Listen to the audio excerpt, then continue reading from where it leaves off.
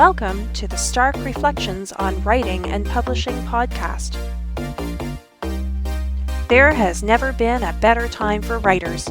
More information, options, and opportunities are available to you, but navigating these requires insight.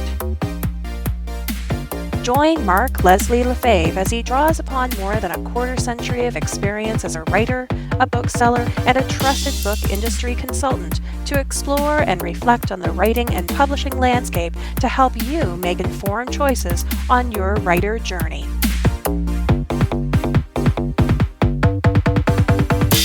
Welcome to episode 19 of the Stark Reflections podcast. This is your host, Mark Leslie Lefebvre.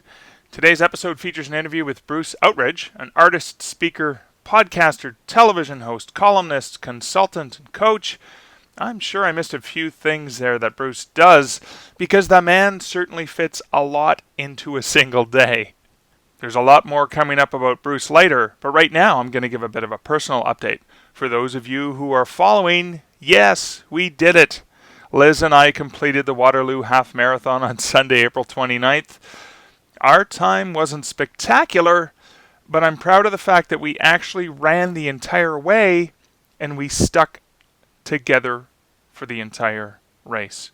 It was a slow and steady progress through a picturesque part of Waterloo, but we had a great time and we felt amazing having accomplished that together. I think the most painful thing about the run wasn't the run itself, it was the temperature. It was 0 degrees, and there was a light powder of freshly fallen snow on the ground when we woke that morning. I don't think the temperature went above 2 degrees by the time we finished the run. Now that's 2 degrees Celsius, which would be about 35 degrees Fahrenheit. Okay, now I just thought of this. Wouldn't it be intriguing and interesting to do a Canadian version of Ray Bradbury's Fahrenheit 451? We could call it Fahrenheit 843.8, eh? Okay, I digress. But see how just little things that come up can inspire you in your own writing? Maybe I'm going to write a Canadian version, a story inspired by Fahrenheit 451 about Canadians trying to burn things. Maybe not because they want to get rid of books, but because they're so bloody cold when they're trying to run a marathon in the morning. Anyways, I digress again. Another personal update, because I received another ask for an update on the tracking of the Free Friday Frights videos of reading fiction or talking about some of my nonfiction. Here are some updated stats on the views as of today when I'm recording this, which is Thursday, May the 3rd. So for the first one, the fiction, which was that old silk hat they found, this was the dark humor snowman tale. On the Facebook Live video, I've had 112 views of that. And on the YouTube version of that, which the YouTube versions tend to be a little bit more enhanced with images, etc., added post recording, 7 views. Okay. Now for the next week, the nonfiction, which was the Friday the 13th topic, on Facebook I had 17 views. Ouch. And YouTube, I had 11 views. So YouTube's almost catching up there to that, pathetic low count. But again, let's focus on the fact that 17 viewers Facebook, 11 viewers on YouTube, and that is, and I can't do the math quickly in my head, but that's 28 views. Again, 28 views, not so bad. The next one was Phantom Mitch. Again, it was a short story. It was the first published horror story I had. And I had 113 Facebook views and 6 YouTube views. Now, last week, the nonfiction topic was about the ghost of Jack Kerouac at Haslam's bookstore in St. Pete's, Florida. And on Facebook, it had 65 views. And on YouTube, it had 11 views. Now, this is interesting because last week when I was looking at the stats, I was wondering, based on the really crappy numbers I was getting from the Friday the 13th one, which had been my first nonfiction one, I was wondering if nonfiction was less popular for these types of videos, because when I did live events, the nonfiction tended to do better, and I've done way more radio programs as an author talking about nonfiction than fiction.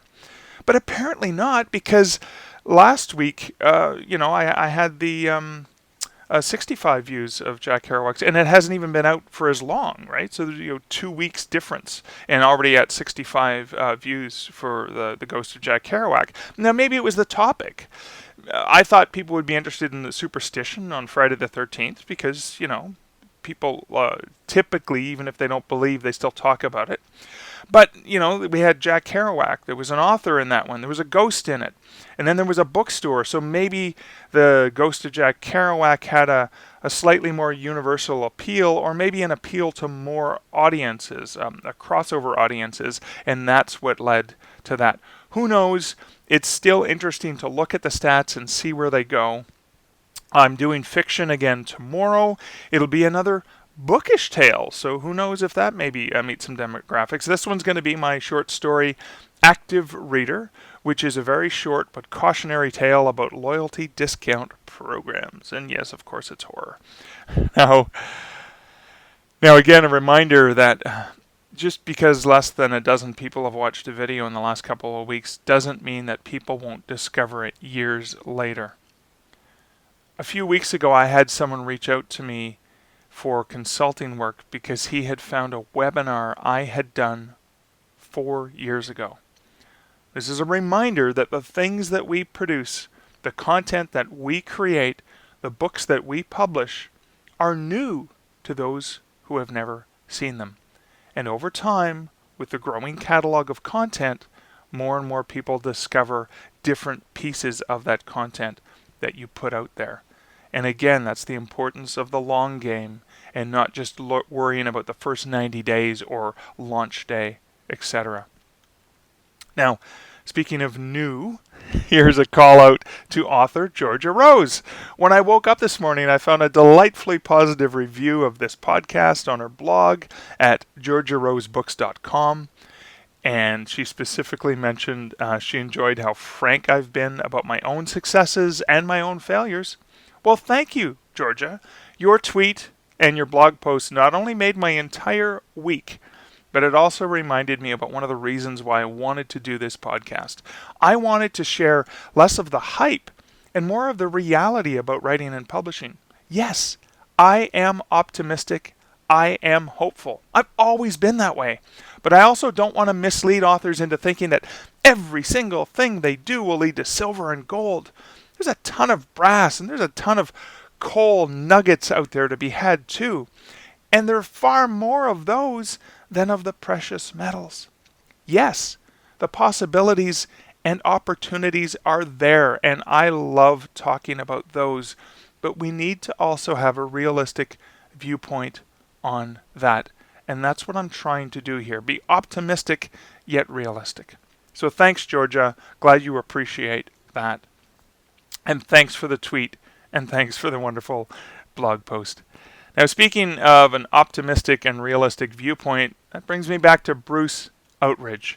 The man, when you hear his voice, you can tell there is a smile on his face. There's an optimism in the way that he approaches life, business, and creativity. But before we go to the interview, it's time for that terrible tongue twister segment of the show, also known as Twisting by the Fool, which is sponsored by Findaway Voices. Twisting by the, twisting by the, twisting by the, twisting by the fool, twisting by the fool, twisting by the fool. Such a fool. Okay, so this week's tongue twister, sponsored by Findaway Voices, came from Will at Findaway Voices, because Will likes to torture me. And this is, it's a longer one. Let's be ready with that bleep button, because this will be a challenge. Here goes. I'm not the pheasant plucker. I'm the pheasant plucker's mate. And I'm only plucking pheasants because the pheasant plucking's late. And I'm not the pheasant plucker. I'm the pheasant plucker's son. And I'm only I'm only plucking pheasants till the pheasant pluckers come. Oh, isn't that sweet? That wasn't quite that unpleasant. If you're looking for pleasant audio services where you can distribute your books or even work with professionals who don't mess up and say bad words like I just did, you may want to check out starkreflections.ca/findaway. Now, interestingly, that this should actually be the Pheasant Plucker because there is a bar called the Pheasant Plucker in Hamilton right across the street from the place where Bruce Outridge and I recorded this interview that you're about to hear. We recorded that just a few weeks ago. Now, I can only imagine with a bar called the Pheasant Plucker how many drunk people are calling for a cab and stumble and say bad words, saying the name of the place that they need to be picked up at. Now, fortunately, Bruce and I did not have that much to drink, and we didn't have trouble pronouncing the name of the place because we met at a little spot across the street from the Pheasant Plucker on Augusta Street in Hamilton called The Ship. For anyone in the area, The Ship not only has a great menu with some of the most delicious burgers you will find in the Greater Toronto Area, but they also have a delightful rotation of craft beers. And as a registered venue on Untapped, which is an app where you can check in your beers, you can also use the app to see what their current selection is on tap and in bottles and cans. But of course I digress too much into my love of craft beer. The reason I mention The Ship is that Bruce and I met for lunch there and interviewed one another in the bar. So you're going to hear the ambient noise of music and chatter in the background. The reason we decided on The Ship is that at a recent monthly meeting at the Toronto chapter of the Canadian Association of Professional Speakers, Bruce and I discovered a mutual passion for enjoying local craft beers. And the rest, as they say, is history. I'll be featuring this 15-minute interview with Bruce that took place at The Ship, as well as a couple of short clips from his Cashing In on Creativity podcast, which has a format that is as fun and unique as Bruce himself. Hey, Bruce, welcome to the podcast. Hey, thanks for having me. We're in a great spot. Yeah, so Bruce and I met at the CAPS, which is the Canadian Association of Professional Speakers. Yeah, that's right. And we met at a meeting last month, and as we were chatting, as we often do, because it's about connecting with other folks, we discovered a mutual passion for craft beer. You know, I have a passion for all beers. I really like craft beer, too. So we ended up saying, well, yeah, you had an amazing podcast. I have a podcast. We wanted to be guests on each other's podcast. And we thought, why not meet at a place? So we're here in Hamilton, Ontario at The Ship, which is on Augusta Street. Okay, and it's a beautiful little cozy bar. I really like this. I didn't even know this was here. So you're teaching me a lot of stuff today. And we've had a few wonderful craft beers from Amsterdam and from Bellwoods and what else? And from Fairweather. Yeah. Just absolutely amazing. But I want to get into it. Like, people don't want to hear about how much we're enjoying the beer. Yeah. They want to figure out, what can I get from Bruce? What great information can I get? So the first thing I want to talk to you about is, you're an author, you're an illustrator, you're a speaker, you're a podcaster, you do so many things. I first want to talk about your podcast, which is called Cashing In on Creativity. So what is Cashing In on Creativity, and how does this benefit a writer? Well, it's for anybody. It's for anybody that's using their talent as a base for business or a hobby, whatever they want to do. So it's artists, authors, musicians, anybody that's using their talent. And that's where I brought it from. So it's kind of the business side of being an author or an artist. I use it for inspiration. So people are going, this artist is doing this. Oh, maybe I'll try that and be successful. So it's kind of to give people inspiration, ideas. And if you're willing to do the business side and pursue it, you can actually make money off your talent. You're doing it. That's cool. And one of the things I love about your podcast is you have a penchant for promoting independent artists. And so that a lot of that is related to music, because music, art, culture goes together. Talk a little bit about that, please. Well, what happened is I was a drummer when I was 13, 14 years old, and I absolutely loved music. I still love music to this day. I wanted to pursue that, but I thought you had to learn to read music. And to read music, school and I did not get along in those days, so I thought that meant more education. I was trying to kind of get out of education, and so I kind of dropped the drumming, and that's when I started my trucking career. But I've always had this passion for music. I just love musicians. I love that they can reach an audience of 100,000 with one song. And I've got a lot of friends who are musicians, and I've just over time just thought, I'm going to promote these people who are working hard. They're like us. They're grassroots. Some are more successful than others depending on where they are, but they all have a passion for what they do. And my job is to help them get that passion. Well, that's fantastic. So the other thing that I think in terms of cashing in on creativity is that you don't just focus on writers, you focus in on all creative types. And you also, I was fascinated by one of the stories you shared where you were actually on vacation with your wife, you're enjoying yourself, somebody's trying to pitch an album to you, and then you turn that into a podcast right on the spot. Yeah, well, it's a win-win for everybody. As you know, with a podcast, I get the content for a podcast. That person gets the promotional value that they can use however they want. I absolutely love that particular story you're talking about. Was a 10-year-old boy who was the nephew of the actual artist trying to sell me his uncle's album. You know what? For someone to come and walk up, a 10-year-old specifically, walk up to this table and say, would you buy my album? We cannot even do that, most of us as adults. So a 10-year-old to do that, to me, is inspiring enough to buy I bought the album just whether I listened to it or not, whether I didn't even listen to the music. I did listen to the music for the podcast, but when I bought it, I didn't know what I was getting into.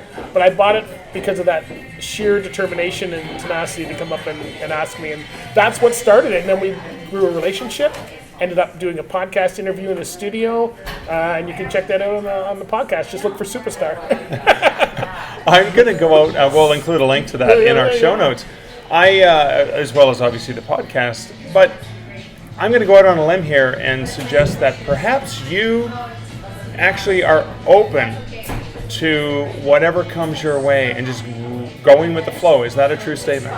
It is a true statement. I'm one for saying yes to opportunity because you never know where opportunity will lead. I've got a television show as well in the Halton area, and that was a chance networking, and now I'm on the season 2. But I've always thought that people need an option. So when I started drawing cartoons when I was 10 years old, there was no option. Nobody said, you know what, you can be the next Jack Davis or you can be the next illustrator. There was no option. It's just go get a job. Like there was nothing there. So when someone comes to me now and says, I'm a musician, how do I go there? Well, I don't know the music market as well as some, but I can tell you what artists are doing. And when I promote, and the way I learn marketing is look at other industries. So what people do is authors will look at authors, or artists will look at artists. Well, the smart ones will also look at what are you doing to release an album in the music industry? How can I use that to promote my caricature business? So that's how I look at it, so that I'm always looking across. I'm never looking at just my industry, I'm looking around me. Because I think sometimes you can be too focused. There can be an echo chamber of the same people doing the same things over and over. But you're taking that to all creative types. Yeah. Now, you mentioned trucking, and I want to go into this because you do multiple things. So one of the things you do, or two of the things you do, are related to trucking, and that is a podcast as well as a column you write for Trucking Magazine. Yeah, I started I've been driving for over 25 years, so I'm still in that industry. I've tried to get out, I can't. It's kind of like jail, you're in there. So what happened is, at 16 years old, I got my license. I didn't like school, and I got my license, started driving. At 18, I fell into trucking, and I've been there ever since. There's some amazing people. It's been a great industry. I've crossed North America with 18 wheels, and so now the last 10, 12 years, I've been using that knowledge to help people have good careers in the industry. So you're thinking, okay, he's a cartoonist, he's a podcast. Well, the podcast is for drivers. My cartoons, a lot of them are on the trucking industry. I write for the trucking industry. I do training and speaking in the trucking industry, but I'm the cartoonist. So as I was saying with my last point, if you see how many cartoonists are in the trucking industry, there's only one. There's actually more than one, but I'll say there's only one. And that's how you differentiate yourself from somebody else, right? You with horror films. Okay, and I think it's kind of important because when I think of truckers, I think about this amazing untapped potential of an audience that is captive and is looking to listen to something, either to music or potentially to spoken word. Yeah. Is that a market that you see as an opportunity for writers?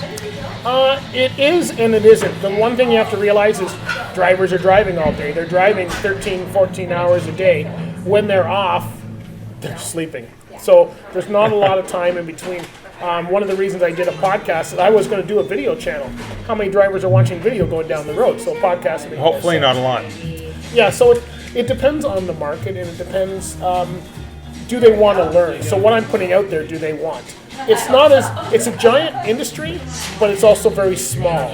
So it's not easy to break into the trucking industry, but you can. But that would be something, obviously a podcast designated specifically for truckers is something that you're in their head, they're listening to you, and that's something that they regularly consume. Yeah, and there's a number of podcasts in the industry. Some of them are friends. There's Chrome and Steel Radio. There's Talk CDL. These are all other truck drivers that are in the industry. Ours is a little different because we don't just show truck crashes, although we can talk about that, but we talk about how do you have a good career? What do you have to do to be a true professional driver? And I interview people that help. So even though I'm interviewing somebody at a training school, it's for the driver that's coming up. It's for that new driver. How do I have a great career? Because I had a great career. Now, the other thing you've shared with people is you have print books and you have ebooks available. Some of the ebooks you were telling me were actually available for free. So what are some of the things that these books help people with? Well, they all started out for sale, and then as they get older, I kind of just let them go for free. So one is how to start an artistic business. So that's basically a workbook. You can get that on the website at Cashing on Creativity, and it's basically a starting guide. If you're doing a full-time business or a part-time, you can go page by page and go, okay, Bruce says to set up your website, and you can fill in all the goals, and I give you information on what you should look for to start. And then once you've got your website, you turn the page and you go, okay, he says social media marketing, and you go on to that. Now the problem with a lot of that stuff is it changes with technology. So book form, it's a beginning guide that anybody can use, and it doesn't matter if you're an artist, author, musician, you can get a lot of value. You don't even have to be in the arts, you can get a lot of value at that book. And then from there, you might want to go on to the next step, whatever that might be. So that's the free book. And then I have a couple in the trucking industry. One is about my career, and it's tips for drivers. That one's free. And then I have a couple that are paid because they're more on the business side. Okay. So you have lived a creative life your entire life, but you also do multiple things. You've got the column, you've got the different podcasts, you've got the speaking gigs, you've got the books that you've written. How do you decide where to focus your creative energy? That's been my challenge. We've been in business for 12 years now, and that's been my challenge. And it's been a struggle from a branding standpoint because people know me in different industries for different brands. But at the end of the day, it all comes down to me wanting to inspire people to be better, and willing to do the work in there. So the way that I focus is I'm very good at blocking my time. When I do my podcast, I record as many as I can in one afternoon. When I'm writing, I write every morning, just like you were saying, when we were talking earlier. Every morning I write an article, and some of those are for a trucking magazine, some of those are for other people's blogs, some of them are just for me. But I write every morning from basically 6 to 8, roughly, is when but I block all my time. You have to block in 2 hours, even for illustration. Okay, so the other thing is we were talking a little bit about your passion for beer, your passion for trucking, your passion for writing, your passion for speaking. How do you deal with the fact that there's only 24 hours in the day? I maximize your 24 hours by blocking off your time. I'm a very organized. Most creatives, and I don't know about in the authors market, but in artists, musicians, creatives are usually very bad with time management. You ask them to meet you at a good luck if they show up, right?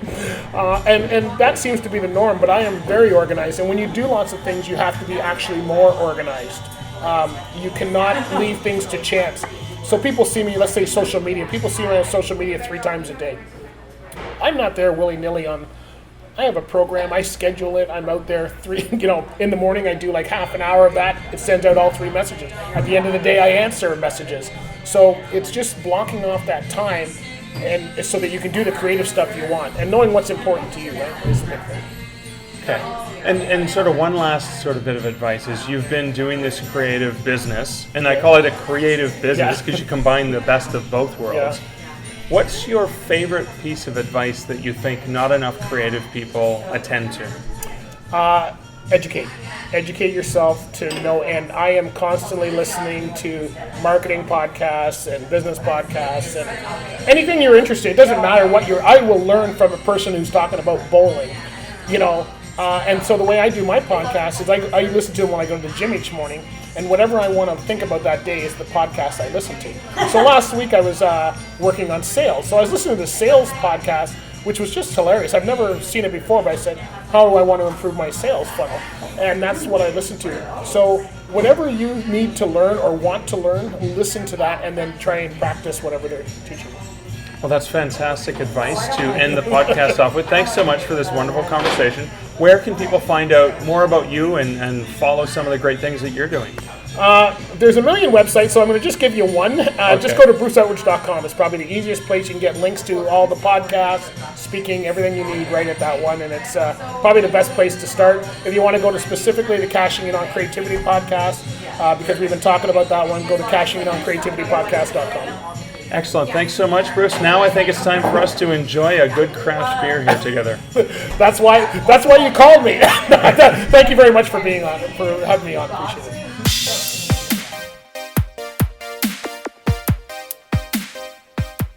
Well, that was an interview that I did with Bruce at the ship, and again, you had the background noise, but there's more great insights that Bruce shares from his own podcast, one of his podcasts that I've listened to, and I have listened to Bruce's Cashing In on Creativity podcast, and I wanted to share with you a short clip from episode 72 of his Cashing In on Creativity podcast. Now, this is part of an interview with Anne Brown on the topic of happy being you, and Anne's business is helping people, particularly introverts, that she can help build an authentic business that they love. So here's a short clip with some tips on networking, but networking in a positive and authentic way. So what would you suggest to somebody who's in that case where they're nervous about going to a networking event? What would you suggest they maybe try to do? Is there a tip that you can give them about going to a networking event and getting out of that space that they're in? Yeah, well, first of all, I would say to be very clear on why you're going to the event, what you're intending, what is your intention, what do you want to get out of it? Yeah. Because I think oftentimes we kind of throw ourselves into these things, or we go to these things without thinking about the outcome, or without thinking about how we're going to be when we're there, and then it's kind of like rabbit in the headlights kind of thing. Like it can be overwhelming. So I'd say think about what you want to get out of it. Yeah.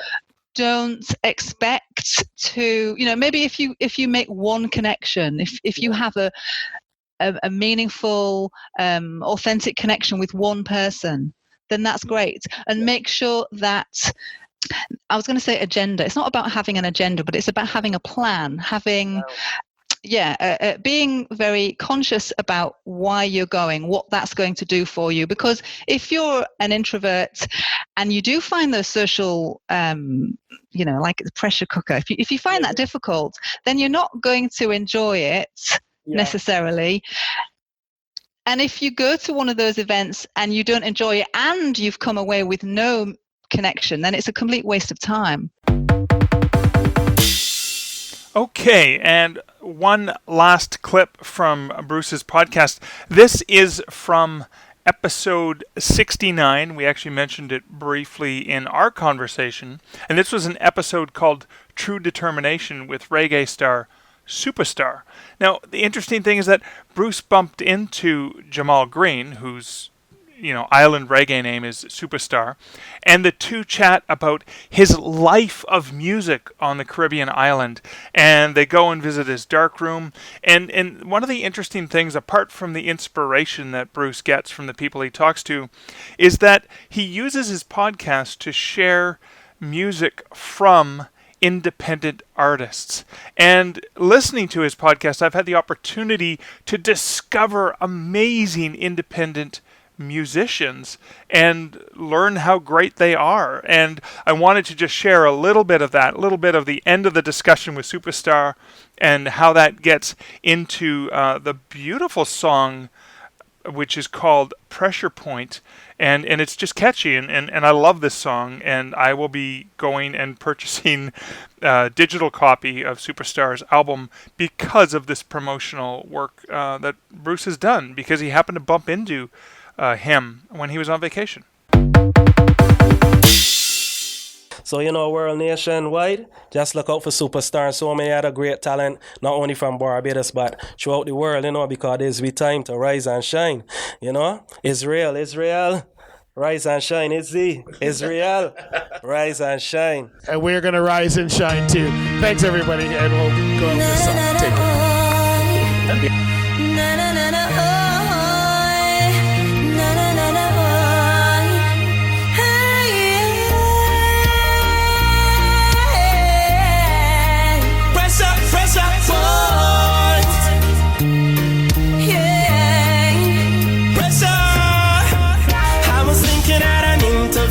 About a girl I was looking at a week or two.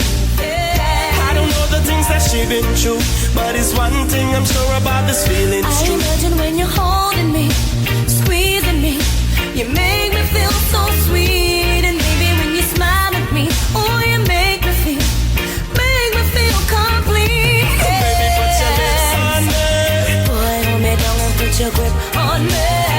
And then I hold you, put your hips on me. I feel it in the pressure, boy. Baby, put your lips on me. Come hold me down and put your grip on me. And then I hold you, put your hips on me. I feel it in the pressure, point. I'm positive I'm gonna lead the way. You're my stars in my night and the sun in my day. Yeah. Doesn't matter what the people say, but it's one thing I'm sure about, this feeling. Oh, baby, when you're holding me, squeezing me, you make me feel so sweet. And baby, when you smile at me, oh, you make me feel complete. Baby, put your lips on me. Star, hold me down and put your grip on me. When I hold you, put your hips on me. I feel it in the pressure, point. Baby, put your lips on me. Star, hold me down and put your grip on me.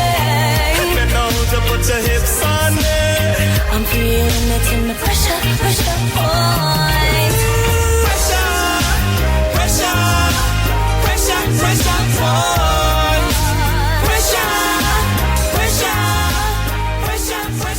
Okay, I know I let it play a little bit longer, but it's such a catchy tune. I was really enjoying it.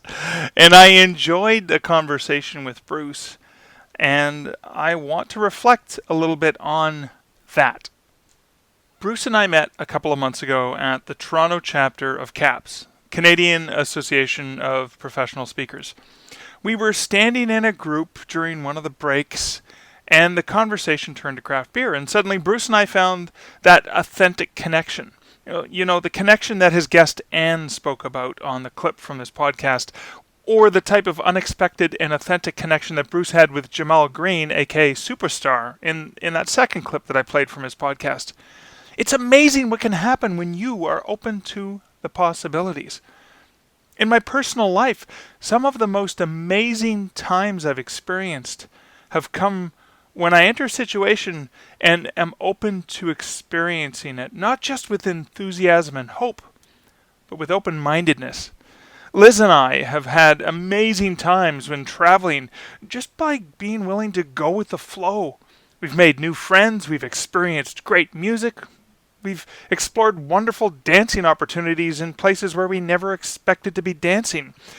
And we've forged learning opportunities just by being willing to embrace the moment and to genuinely be a part of that moment. Had I not been at the monthly CAPS meeting that month, I wouldn't likely have met and connected with Bruce in the way that we connected. I wouldn't have been a guest on his podcast. He wouldn't have been a guest on mine. I wouldn't have learned from his own podcast and his guests like Anne, or hear wonderful new indie music I hadn't heard before like Superstar. Who knows what these relationships, what these experiences are ultimately going to lead to? But it's okay to just embrace them and enjoy the experience of them. If not for any other reason than they might be fruit for a story one day that we work on or that we write. Or it could be something that leads to something longer lasting and far more powerful. Let me give you an example. A couple of years ago, I briefly chatted with an author in the hallway after I'd done a presentation talk at RWA, Romance Writers of America, in San Diego. And in the casual conversation, I had mentioned that my partner Liz was with me, and then after I finished at the conference for the day, we'd be checking out a few of the local breweries, because that's one of the things we do. Well, she mentioned that her husband was into craft beer and suggested a couple places he had recently been to that we should check out. Flash forward to almost a year later. I'm in California again, this time in South LA at the California Dreaming Writers Conference. And I'm sitting in the back of a room watching a presentation, and there's a writer at the same table with me. We're kind of looking at each other because we recognize each other, and we realize we know each other from RWA, and we start chatting. And in the community, we also know friends of friends, and so we're sort of connected by that 7 degrees of Kevin Bacon, and we've connected at least once in person. So we're doing a little bit of catch up on what each other's up to, and it's fun. But then later that same day, I'm sitting at the bar in the hotel when this author, Julie, and one of her friends are hanging out with one of the only other men at this particular conference, and they're at a booth. And they come over and invite me to join them, because I was by myself at the bar, at the table, and we get to chatting. And we're having such an amazing, fun time. We're mostly strangers. Now, Julie does know this one woman relatively well, or well enough, but the rest of us kind of don't really know each other all that well. But we're having a great time. We decide to skip out on the group dinner event that night and head off-site to go explore a local brewery and a pizza place that one of our new friends in the group, that he worked at. It was an enjoyable and memorable event, particularly since all 4 of us were pretty much introverts and could never have imagined taking off to do that together with, a group of strangers. But it was a fun evening. And then, a few months later, when I was back in LA for a different writers' conference, Julie and her husband Joe end up taking me down to Venice Beach, aka Muscle Beach, because I've never been there, and they wanted to show it to me, and they wanted to try a few places that they had recommended down there. And we have a blast enjoying one another's company. We have some great beers. We have more wonderful conversation and great food. And of course, Joe and I discover that we're both giant Rush nerd fans, so we're besties for life. Not only was a great friendship born out of being open to these experiences, but I've also benefited as a writer. I've read 2 of Julie's amazing novels. And yes, even though it's not really my cup of tea, I've read these contemporary romance novels that I loved and that I learned from. If you like romance, you got to check out Julie Strauss and the books Moonstone Heart and Hungry Heart. I recently devoured them, and I say that sort of jokingly because they do reference cooking in a very passionate way. She merges romance with cooking in a great way in her books. And I now have her latest book, Prosecco Heart, which is about wineries and romance. And I haven't read it yet, except for a brief scene that Julie sent a little while back, because she named 2 characters based on Liz and I. And it stems back to a local LA area haunted bar I had spoken about with her, not far from where she lives, in which she's visited, and was so inspired or horrified by the place that she set a scene of her novel there. And of course, because it was a beer place, she created 2 characters named after Liz and I that ended up becoming a little bit bigger in the context of the book. So there's a scene and 2 characters in Julie's latest novel that wouldn't exist without her having been open to the experience. There are also elements from new pieces of writing that I've done that have been positively affected by reading Julie's fiction, as well as reading her hilarious and poignant blog posts. On her blog, Julie wrote a book, which you can find in the show notes, which I continue to learn and benefit from. I'm going to share one of them. I'm going to share a link to a post that she wrote about that night that the 4 of us introverts shared jokes and compared tattoos and favorite book reads and kind of had a weird, wonderful time. The whole point of this diversive little sidetrack that I'm reflecting on is that when we are open, when we're willing to let authentic connections with others be our guiding force, rather than forcing business cards into other people's hands, that's when true magic can happen for us as creatives. So, as you approach the very next thing that you're about to do or a place that you're about to go, ask yourself if you're willing to be open to having an authentic experience, genuinely being in that moment and absorbing it for everything that it's worth. Then, pay attention to what benefits that brings you. It may not bring you benefits immediately, but what are those benefits that experience, that authentic relationship that you may have cultivated, what did that bring you that you can build upon at some later time? Because again, and I talk about this a lot, it's not about the give and take. It's not about that I'm going to do this, therefore I'm going to get that. It's about cultivating and building and learning and experiencing, and how all of those elements come together over time and become part of a greater whole. Every little thing we experience becomes potential fruit for our writing, for our learning, and for our personal growth. I hope you've enjoyed the interview with Bruce and some of the other clips that I've played, as well as this reflection. Thank you so much for listening to the Stark Reflections podcast. This is episode 19, and I'm Mark Leslie Lefebvre, your host. If you're interested in supporting this podcast on Patreon, you can check out the Patreon page at patreon.com/starkreflections. Thanks again for listening, and I'll catch you next week in episode 20. Until then, wishing you good writing and good reflections.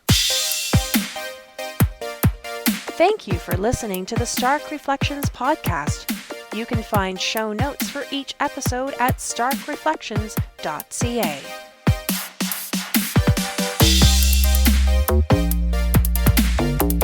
The music for this podcast, Laser Groove, was composed and produced by Kevin MacLeod. Check out more of Kevin's great music at incomptech.com.